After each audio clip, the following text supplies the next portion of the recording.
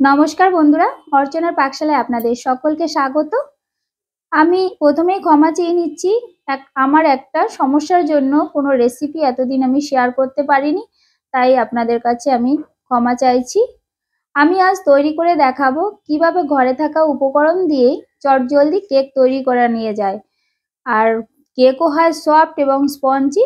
পুরো ভিডিওটা স্কিপ না করে দেখার অনুরোধ রইল, আর যারা এখনো চ্যানেলটি সাবস্ক্রাইব করেনি তাদেরকে চ্যানেলটি সাবস্ক্রাইব করার অনুরোধ রইল। প্রথমেই আমি একটা মিক্সিং বোল নিয়েছি আর নিলাম একটা কাপ। এবারে একটা ছাঁকনির মধ্যে আমি 1 কাপ ময়দা নিয়ে ময়দাটাকে চেলে নিচ্ছি। ময়দার মধ্যে দিয়ে দিলাম 1 কাপ দুধ, ভালো করে ফুটিয়ে ঠান্ডা করে নিয়েছি, আর 1/4 কাপ ঘি দিয়েছি, আর নিলাম 1 কাপ চিনি। এই পরিমাণগুলো অবশ্যই আপনারা খেয়াল রাখবেন। পরিমাণ অনুযায়ী যদি কেকটাকে তৈরি করা যায় তাহলে কিন্তু কেকটা খুব সুন্দর হয়। এবারে একটা চামচের সাহায্যে আমি ভালো করে ফেটিয়ে নিচ্ছি। দেখুন, চিনিটা গলে না যাওয়া অবধি, যতক্ষণ না গলে যায় ততক্ষণ অবধি।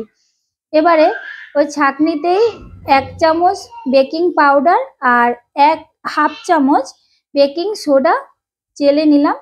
এবারে ভালো করে আমি মিশিয়ে নিচ্ছি। মিশিয়ে মোটামুটি আমি 15 মিনিট মতো রেস্টে রাখবো। দেখুন কতটা থিকনেস হয়েছে।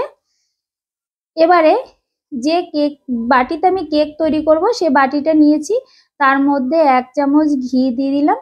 ঘিটাকে ভালো করে চারপাশটা মাখিয়ে নেব যাতে কেকটা ভালোভাবে উঠে আসে, লেগে না যায়।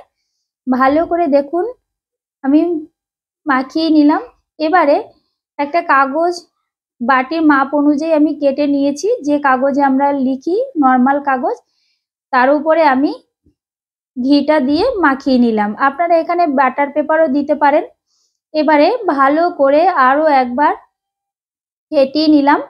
যত ভালো কিন্তু ব্যাটারটা তৈরি করা যাবে তত ভালো কিন্তু কেকটা স্পঞ্জি হবে আর কেকটা সুন্দর হবে। দেখুন কিরকম আমি ব্যাটারটা তৈরি করেছি, খুব পাতলাও নয় আর একদম ঘনও নয়। এটা কিন্তু আপনারা অবশ্যই খেয়াল রাখবেন। আমি এবারে ব্যাটারটাকে বাটির মধ্যে ঢেলে দিলাম। এবারে হাতের সাহায্যে একটু ট্যাপ করে নিলাম যাতে ভেতরে কোনো বাউস থাকলে বেরিয়ে যায়। এর ওপরে আমি দিয়ে দিলাম আমন্ড কুচি আর চারমগজ। অনেকে হয়তো ভাবতে পারেন চারমগজ দেওয়ার কারণ কি? চারমগজটা দিলে কিন্তু কেকে ভালোই লাগে। আপনার বাড়িতে অবশ্যই একবার ট্রাই করে দেখবেন।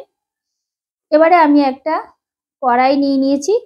কড়াইয়ের মধ্যে দিয়ে দিলাম 1/2 কাপ মতো নুন। এখানে আপনারা বালিও দিতে পারেন, আর আপনারা যদি চান নাও দিতে পারেন। তবে নুনটা দেওয়ার কারণে তাড়াতাড়ি হবে, এই হিটটা তাড়াতাড়ি হলে কেকটাও ভালো তৈরি হবে। এবারে বাটিটাকে সাবধানে দিয়ে ঢাকা দিয়ে রেখে দিলাম।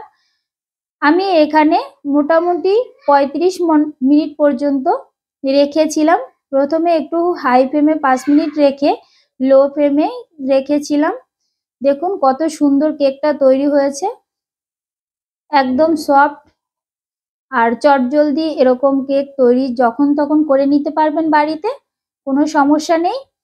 এবারে চাকুর সাহায্যে চারপাশটা ছাড়িয়ে নিয়ে দেখুন উল্টে দিলাম। কতটা সুন্দর হয়েছে দেখুন আপনারা। এত সহজে বাড়িতে কেক তৈরি হয় আর ঘরে থাকা উপকরণ দিয়ে, সেটা কিন্তু ভাবার বাইরে। বাড়িতে একবার হলেও ট্রাই করবেন এবং অবশ্যই জানাবেন কেমন হলো। সকলে ভালো থাকবেন। নমস্কার।